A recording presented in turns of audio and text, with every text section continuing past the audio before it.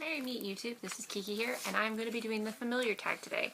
It's 7 questions long, and I thought this would be fun since a lot of you see videos of my familiar who is laying right beside me because you can see her little ear right here. The first question is, do you have a familiar? Obviously I do, because she is right here, and she is sleepy. She's probably wondering, Mommy, why are you waking me up? Go back to sleep, baby.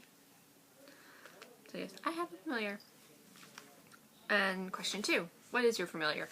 Obviously you see she is a cat. She is a calico. And she is a little over 7 months old. Question 3, how long have you had your familiar? I've had her pretty much since she was like 3 to 4 weeks old. She was a stray, and so were her 2 other siblings that were brought in.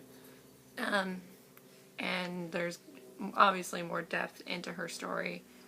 Question 4.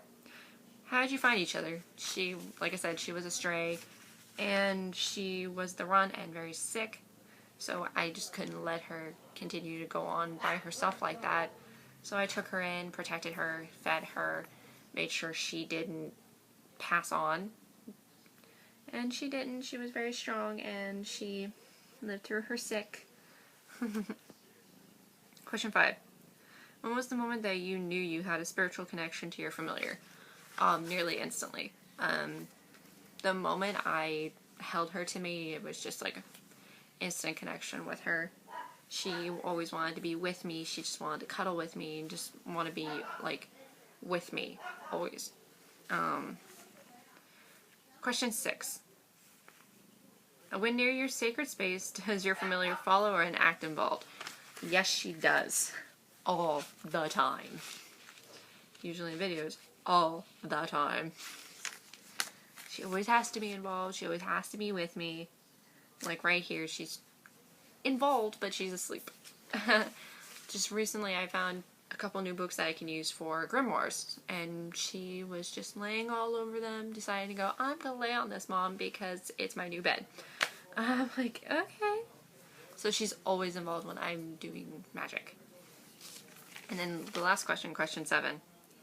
What have you learned spiritually from your familiar? What I've learned from her is, since she's a calico, calicos are actually naturally very hyper cats.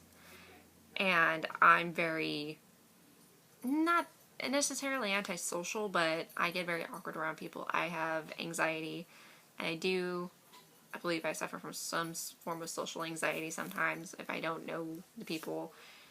It's very hard for me to make friends in real life sometimes, and if I meet someone like through the internet and stuff and I meet them in person, then it's a lot better for me. But actually just instantly meeting them in person, that's a little too much for me sometimes. But what she has taught me is don't let my anxiety take control and just have fun with life. And not to worry about like what people will automatically think of you and everything. You just be yourself, because she is. She's always herself. And I don't know what I would do without her. My cats and my pets are always an extension of myself in some form or another, and they help me through a lot of dark times, and she has been helping me a lot, especially through my pregnancy when I'm with her, because she is very protective of the baby. Right now, she's always pressed up against my stomach when